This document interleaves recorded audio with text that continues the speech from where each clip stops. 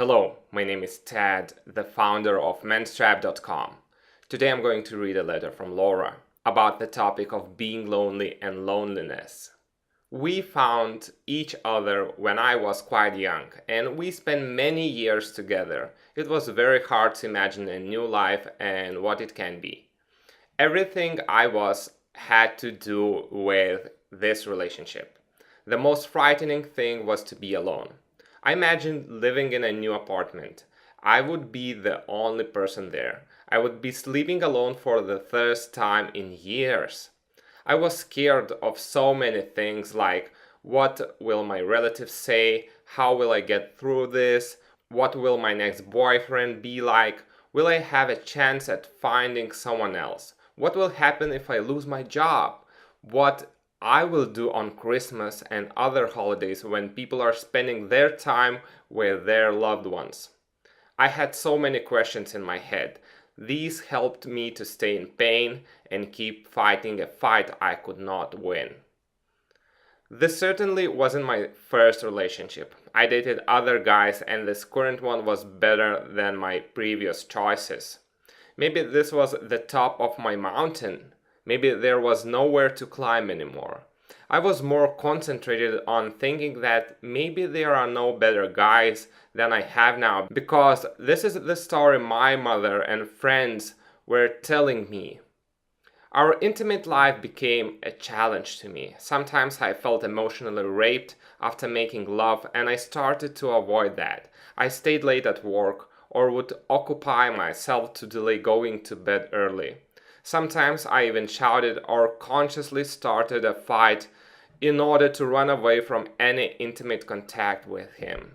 There was no love anymore. So what did I do? I think you already know the answer.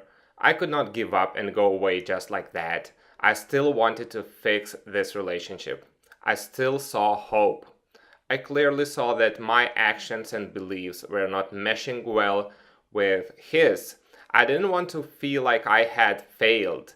The things I saw could be fixed with just a little effort and understanding on his part.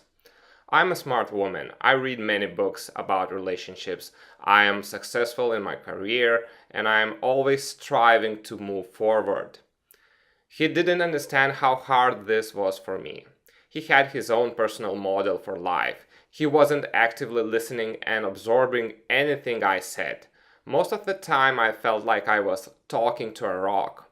We had some major business interests together. How would we divide ourselves into two separate lives when we had been coexisting for so long? The funny thing is, even the things like home gym equipment that he never used or wanted became something to argue over and fight over. All of a sudden he wanted all of our possessions, whether he used them or not. The last thing on the list, which is a very depressing thought, was considering the time lost to unhappiness. Time is our most valuable asset, and here I had wasted so much of it on him. I could have been happy with someone else. It was really sad to admit this to myself. I was angry for having lost my youth to him. I was angry because those years would never come back to me. So here is the good news. I was able to get over all these roadblocks and create a healthy relationship with a new man. I'm very happy because I am with a person that I now want to be with.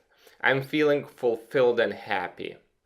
After spending years analyzing everything, I remembered how we started off and the small signs that I missed.